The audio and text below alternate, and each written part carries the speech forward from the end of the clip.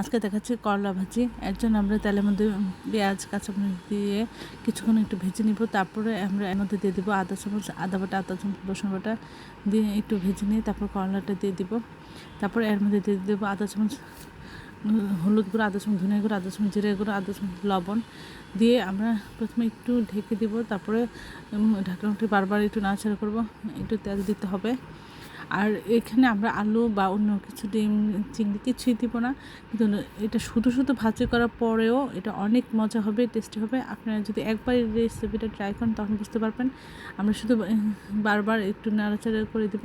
আমরা বেশিক্ষণ এটা ভাজবো না, অল্প টাইম চুলায় রাখবো, মিডিয়াম হিটে এটা ভাজবো।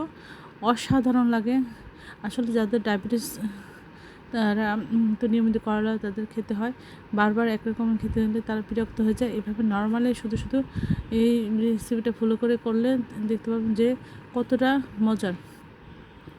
এই ধরনের সুন্দর সুন্দর ভিডিও পাওয়ার জন্য আমার চ্যানেলটি লাইক করবেন, শেয়ার দেবেন, সাবস্ক্রাইব করবেন এবং প্রিয়জনকে বেশি বেশি করে শেয়ার দেবেন।